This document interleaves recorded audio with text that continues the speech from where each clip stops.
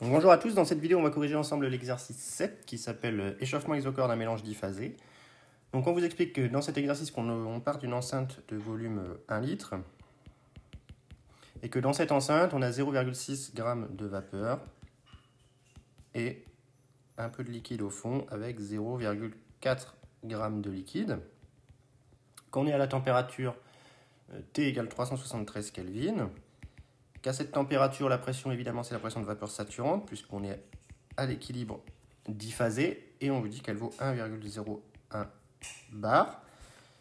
Et ce qu'on va faire, c'est qu'on va chauffer ce mélange à volume constant. Donc ici, on chauffe de manière isochore, V égale constante, hein, donc c'est une transformation isochore. On chauffe. On vous dit qu'on est toujours à l'état d'équilibre liquide-vapeur. Et par contre, évidemment, on a une nouvelle quantité de liquide avec une nouvelle masse de liquide qu'on cherche à calculer, une nouvelle masse de vapeur qu'on cherche à calculer. La température vous est donnée, on a chauffé de 10 degrés, on est à 383 Kelvin maintenant. Et on vous donne également la pression de vapeur saturante, la nouvelle pression de vapeur saturante qui vaut 1,32 bar. Donc voilà tout ce qu'on vous explique. Et on vous demande dans un premier temps de déterminer la nouvelle composition du système à l'équilibre, c'est-à-dire la nouvelle masse de vapeur et la nouvelle masse de liquide. Donc avant de faire ça, on va représenter un petit peu la transformation dans un diagramme de Clapeyron. Ça va nous aider. Donc représentons la transformation dans un diagramme de Clapeyron. Donc je vous rappelle que le diagramme de Clapeyron, c'est le diagramme pression en fonction de volume massique ou volume molaire. Ici, on va mettre volume massique. Donc on va déjà représenter la courbe de saturation dont on va avoir besoin. Et ensuite, on va tracer les deux isothermes à 373 et à 383 Kelvin. Donc celle-ci, ça va être celle à 383. Donc, je vous rappelle qu'il faut absolument savoir tracer l'allure de ces isothermes pour un système diphasé. Donc ça, c'est 373 Kelvin. Et ça, c'est 383. Donc voilà nos deux isothermes. On vous dit qu'au départ, on a 0,6 g de vapeur et 0,4 g de vapeur. Donc au départ, on a une masse totale qui vaut 1 g. Et la fraction massique de vapeur vaut 0,6, tandis que la fraction massique de liquide vaut 0,4. Donc pour représenter ça sur le point initial, on est un peu plus vers la droite du palier. On pourrait dire qu'on est ici. Donc ça, c'est l'état initial. Et pour atteindre l'état final, on a une transformation qui se fait à volume constant. Donc on va atteindre la nouvelle isotherme, qui est au-dessus, et on va l'atteindre en étant à volume constant. Et donc nous, le but, c'est de calculer la nouvelle fraction massique dans l'état F. Donc pour calculer ça, on va utiliser le théorème des moments. Et comme tout théorème des moments, on a besoin du point de liquide saturant et du point de la vapeur saturante associés. Et donc on va écrire le théorème des moments. Je vous rappelle que ce théorème des moments s'écrit que XV égale LF sur LV. Et donc c'est égal à V moins le volume de liquide saturant à la température T sur le volume de vapeur saturante à la température T', plutôt ici, moins le volume de liquide saturant à la température T'. Avec le volume de liquide saturant à la température T' qui est égal à 1 sur la masse volumique du liquide à la température T'. On ne nous dit pas dans l'énoncé qu'on a une dépendance de la masse volumique de l'eau en fonction de la température. Donc ici, ça, c'est égal à 10 puissance moins 3 mètres cubes par kilogramme moins 1. Le volume de la vapeur saturante, je vous rappelle que c'est 1 sur ρ de la vapeur saturante à T'. Et dans le cadre du modèle du gaz parfait, je vous renvoie au chapitre 18, on trouve que ça fait RT sur M. Psat, ici c'est Psat de T', c'est le 1,32 bar. Le T', c'est 383, on peut faire l'application numérique. Donc ça nous fait 8,314 fois 383, divisé par la masse molaire, on a de l'eau, donc c'est 18 10-3 fois 1,32 bar. On n'oublie pas de le mettre en pascal et on trouve 1,34 mètres cubes par kilogramme. Et enfin, la dernière chose dont on a besoin, c'est le petit v, le volume massique du système, VF. Ça, c'est égal au volume sur la masse totale. Le volume, c'est 1 litre, c'est donc 10 puissance moins 3 mètres cubes, divisé par 1 gramme, c'est-à-dire 10 puissance moins 3 kg, c'est donc égal à 1 mètre cube par kilogramme. Et donc, à partir de là, on trouve facilement le nouveau la fraction massique de vapeur que je vais appeler XV final, on va l'appeler X'. Ce sera plus simple. C'est donc égal à V, c'est-à-dire 1, moins VL, c'est-à-dire 10-3, sur 1,34 moins 10-3. On peut négliger les 10-3 ici, qui sont tout petits. Ça nous fait donc 1 sur 1,34, ce qui nous fait 0,746. Donc on a donc 74,6% de vapeur dans l'état final, et évidemment, X liquide, c'est égal à 1 moins X', c'est égal à 0,254. Donc on a 25,4% de liquide. Et donc on pourrait donner les masses. On a donc une masse de vapeur qui est égale à tout simplement 74% de la masse totale, c'est-à-dire d'un gramme, donc 0,746 grammes, et une masse de liquide de 0,254 grammes. Donc voilà pour les masses de vapeur et de liquide dans l'état final. Donc on a la nouvelle composition du système. On a la pression, qui est Psat de T'. On a les différentes fractions massiques. On va en avoir besoin après. Et on a les masses associées. Donc voilà pour cette question. Donc dans la question numéro 2, maintenant, on vous demande de calculer le transfert thermique qu'il a fallu fournir pour réaliser cette transformation. Donc on cherche Q pour aller de I vers F. Alors ici, il faut bien comprendre quelque chose. C'est-à-dire qu'on part dans l'état I, on a un état diphasé, avec une fraction massique de vapeur qui vaut 0,6, une fraction massique de liquide qui vaut 0,4, une température qui vaut 373 Kelvin et une pression qui vaut Psat égale 1,01 bar et un volume qui vaut 1 litre. On a une transformation qui se fait de manière isovolume et on se retrouve dans un nouvel état qu'on a appelé l'état F qui lui aussi est un état diphasé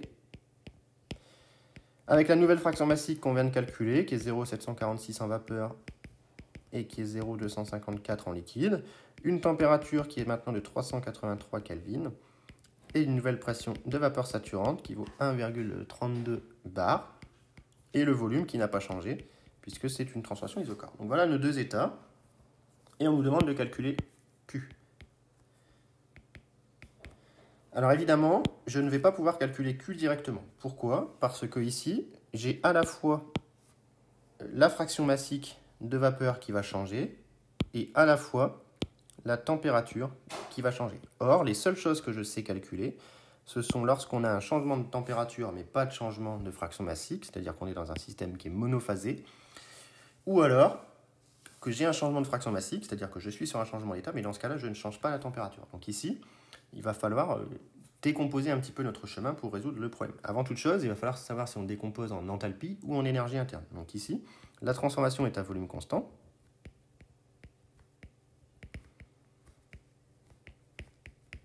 Et le fait d'être à volume constant, le premier principe va s'écrire delta U égale Q à volume constant.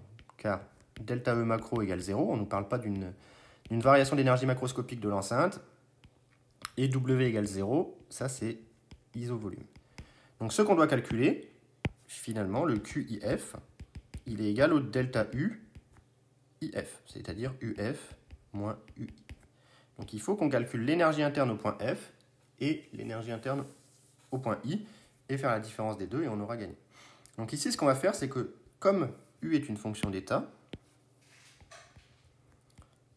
ça c'est la grande force des fonctions d'état, c'est qu'on peut calculer leur variation en imaginant un chemin fictif, puisque U est une fonction d'état, donc delta U ne dépend pas du chemin suivi. C'est-à-dire que peu importe par où je passe, j'aurai forcément la même variation, du moment que je pars de I pour aller à F. On va donc imaginer un chemin fictif, on imagine un chemin fictif de I vers F, pour lequel je sais calculer delta U sur chacune des étapes. D'accord? Et je vous rappelle que je sais calculer delta U sur chacune des étapes. Dans quel cas je sais calculer delta U ou delta H, c'est à peu de choses près la même chose. Il faut que j'ai soit un système monophasé système monophasé avec changement de température, ça je sais faire, si c'est un gaz parfait ou un liquide incompressible et indilatable, ou alors un système diphasé, mais cette fois-ci sans changement de température et de pression. Dans ce cas-là, je saurais faire. Donc on va aller faire ça, on va reprendre notre clapeyron du dessus, ça va toujours vous aider pour trouver le chemin fictif. Il faut que je construise un chemin fictif qui part de I pour se terminer en F, pour lequel à chaque fois j'ai soit un changement d'état à une température donnée, c'est-à-dire que je reste sur un des paliers, soit un changement de température pour un système et de pression pour un système monophasé. Donc on a ici deux possibilités. Je peux passer par ce point-là, remonter le long de la courbe de saturation en étant vapeur saturante et revenir au point F. Ça c'est chemin 1. Donc on peut appeler I' et F' les deux points. Et la deuxième possibilité, ce serait de passer de l'autre côté par ces deux points ici, que j'appellerai cette fois-ci A et B. Un changement d'état à la température 373, un changement de température en étant du liquide saturant et un changement d'état à la température 383 Kelvin. Donc comment je choisis maintenant le chemin? Les deux chemins me permettent d'aboutir au même résultat, puisqu'on vient de dire que l'énergie interne, sa variation ne dépendait pas du chemin suivi. Simplement, il faut que je sois en mesure de calculer ΔU sur chacune des étapes de mes chemins. Et en fait, ce qui va se passer, c'est que dans les données de l'énoncé, vous avez la capacité thermique de l'eau liquide, mais vous n'avez pas la capacité thermique de l'eau vapeur. Donc si vous passez par le chemin vert, quand vous allez calculer ΔU de I' vers F', comme c'est un gaz parfait, vous allez écrire que c'est CV ΔT, que ça va donc être égal à CV facteur de TF' moins TI'. Vous connaissez bien les températures, par contre, vous n'avez pas dans l'énoncé la donnée du CV. On ne vous dit pas si on considère l'eau comme un gaz parfait monoatomique, diatomique, ou on ne vous donne pas non plus son coefficient adiabatique gamma. Donc ça, vous n'êtes pas capable de le calculer. Donc on va choisir en fait ici le chemin numéro 2, pour lequel je vais savoir calculer toutes les variations d'énergie interne, puisque je possède la capacité thermique de l'eau liquide. ΔU AB, c'est MC ΔT, et le C, il est donné dans l'énoncé. Donc c'est pour ça que je vais choisir le chemin bleu. Mais encore une fois, j'aurais pu choisir le chemin vert si j'avais la donnée du gaz parfait associé à l'eau, monoatomique ou diatomique. Donc finalement, on choisit le chemin 2. Tout simplement, ici, on choisit le chemin 2.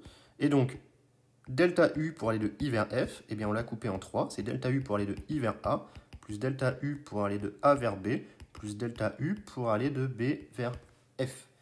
Ici, j'ai trois étapes. Il y a deux étapes pour lesquelles on fait un changement d'état, ce que je viens de mettre en rose. Ça, c'est un changement d'état. AT fixe. Ici, c'est AT'. Ici, c'est AT. Changement d'état.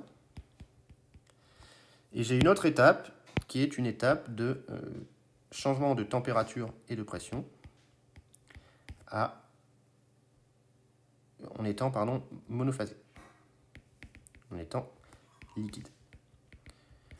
Donc ça, je vais savoir le calculer séparément, chacun des trois termes, et ensuite je somme les trois termes et je retrouve le résultat donné. Donc on va calculer séparément. Je vais commencer par le ΔU AB, puisque c'est un changement d'état monophasé, c'est assez facile, c'est un ΔU liquide. Donc là, je vous renvoie au cours. C'est du monophasé liquide. Donc ça, c'est la masse totale fois la capacité thermique massique de l'eau fois T' moins T, tout simplement. Donc ça, c'est le premier bout de chemin. C'est MC ΔT. Je vous rappelle que pour un liquide incompressible et indilatable, c'est égal à ΔH. D'accord? Ça, je vous renvoie cours. Ça, je vous renvoie au cours. Je l'ai expliqué dans le poly de cours. Le volume molaire étant très petit, on peut considérer que ΔU égale ΔH. Donc voilà le premier terme, ΔUAB, c'est MC ΔT, et on passe d'une température T à T'. Je vous rappelle que j'ai appelé T la température à 373 Kelvin et T' la température à 383 Kelvin. Donc voilà le premier terme qui vaut MC ΔT, qui est le changement de température, avec M qui vaut 1 gramme. Et maintenant, on va calculer chacun des deux autres termes qui sont des changements d'état. On va commencer par ΔU pour aller de I vers A. Alors, vous avez vu dans le cours que lors du passage sur les systèmes diphasés, ce qu'on a appris à calculer, ce sont les ΔH. Vous voyez que dans l'énoncé, vous avez ΔVAP H et ΔVAP H', c'est-à-dire les enthalpies massiques de vaporisation à 100 et 110 degrés Celsius. Donc ici, il est bon de passer par l'enthalpie. Donc on va passer par l'enthalpie.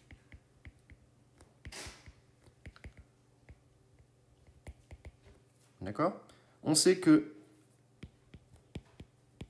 H égale U plus PV. Donc delta H, une variation d'enthalpie, c'est une variation de U plus PV. C'est donc égal à une variation d'énergie interne plus une variation du produit pression-volume. Or, pour un changement d'état, la pression est constante. P égale constante égale Psat de T ou T' selon le cas.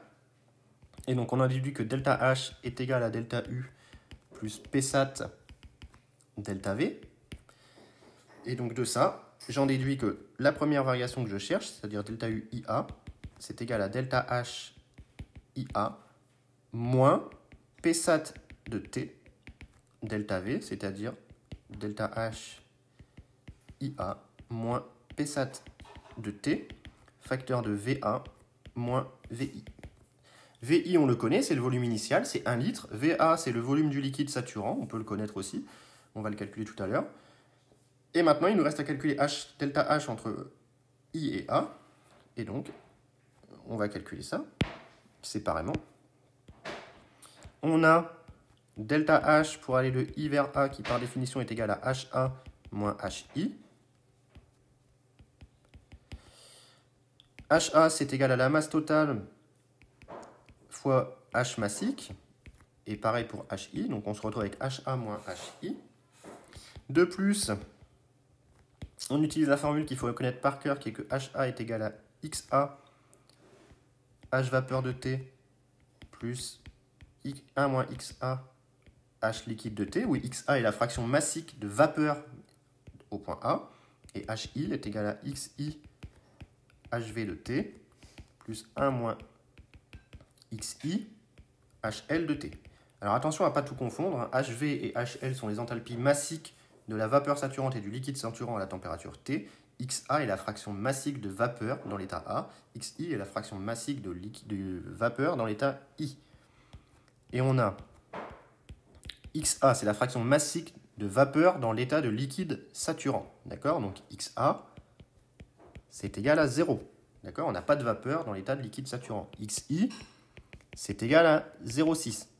Puisque c'était au départ, on avait 0,6 g de vapeur pour 1 g d'eau totale. Donc XA égale 0 et XEV égale 0,6. Donc on en déduit que HA est égal à 0 fois HV plus 1 moins 0, c'est-à-dire HL de T. C'est évidemment l'état de liquide saturant.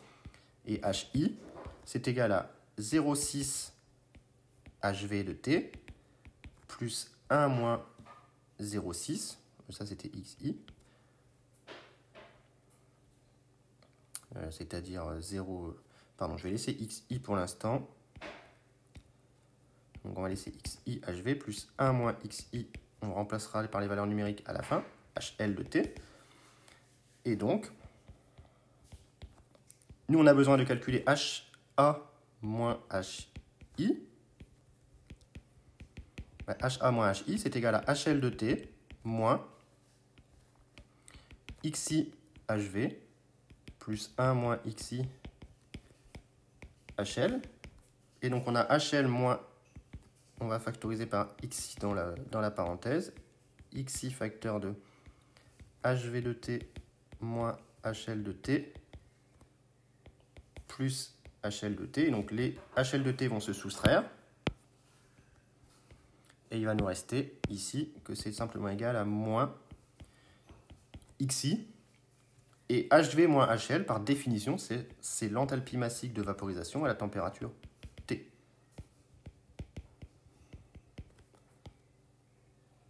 Donc voilà, on a calculé petit HA moins petit HI, c'est égal à moins XI delta vap H. Et donc le bilan, c'est que delta H, pour aller de I vers A, c'est égal à moins la masse totale fois XI fois delta vap H. Il ne faut pas oublier de remultiplier par la masse totale quand on repasse sur la grandeur extensive et non plus intensive. Attention, ne pas vous faire piéger. Et donc, pardon, on va revenir sur le delta U. Donc le delta U pour aller de I vers A, il est égal au delta H pour aller de I vers A moins P sat VA moins VI. C'est donc delta U pour aller de I vers A qui est égal à moins la masse totale XI delta vap H de T moins P sat de VA moins VI. On a réussi à calculer le delta U pour la première transformation. D'accord? Donc ici, après, il n'y a plus qu'à faire l'application numérique. VA et VI, on peut les calculer. On fera ça à la fin. On va maintenant calculer le deuxième delta U en faisant la même méthode. Donc de même, je vais aller un petit peu plus vite. Delta U pour aller de B vers F, c'est égal à delta H pour aller de B vers F moins P sat de T' cette fois-ci, facteur de VF moins VB, avec VB qui est le volume de liquide saturant dans l'état B, VF qui est le volume final qui est égal au volume initial, tout simplement. Et delta H de la même manière, delta H de B vers F, c'est égal à la masse totale fois HF moins HB, avec HF massique qui est égal à X', ce que j'ai appelé tout à l'heure X', c'était la fraction massique de vapeur dans l'état final, H vapeur de T', plus 1 moins X', H liquide de T', et HB, B est le point de liquide saturant, vous avez compris, maintenant HB est égal à H liquide de T' directement. Je vais un petit peu plus vite que tout à l'heure. Et donc on a déduit que HF moins HB est égal à X' facteur de HV de T' moins HL de T' plus HL de T' moins HL de T' qui vont se simplifier ici. Et donc il nous reste que HF moins HB est égal à X' et HV moins HL c'est le delta vap H, mais cette fois-ci de T'. On n'a pas discuté les signes tout à l'heure. Ici c'est une vaporisation. Donc comme toute vaporisation, la variation d'enthalpie doit être positive. Tout à l'heure, j'avais trouvé quelque chose de négatif, ce qui était OK, car c'était tout à l'heure une liquéfaction. Quand on passait de I pour aller vers A, c'était bien une liquéfaction qu'on faisait, et non pas une vaporisation. Donc voilà pour HF moins HB, et donc bilan.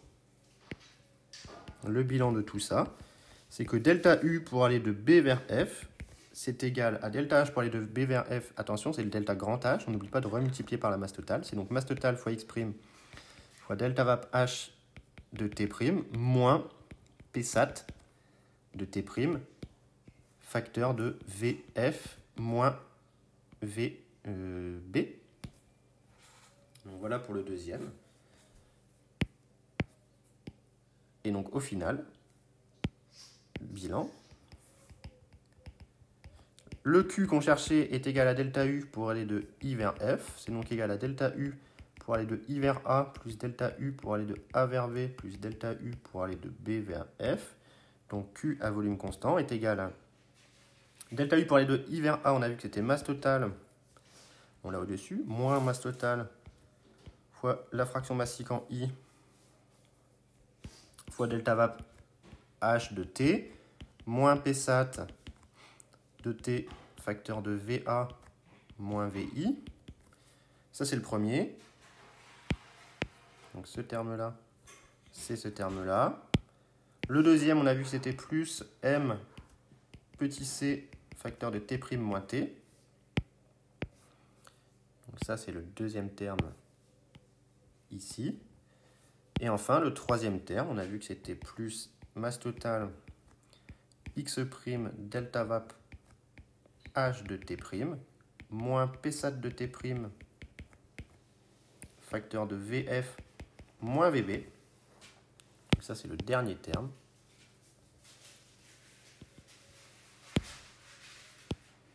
Pour faire l'application numérique, il n'y a plus qu'à avoir les valeurs avec masse totale qui vaut 1 gramme. XI, on a vu que c'était 0,6. X', on a vu que c'était 0,700, j'ai oublié, 746, je crois. 746, c'est ça.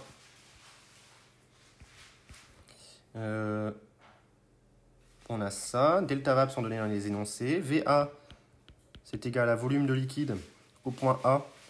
C'est donc égal à la masse totale sur la masse volumique de l'eau liquide. Pardon. VB, c'est égal à la masse totale sur la masse volumique à T', qui est la même. Donc VB est égal à VA.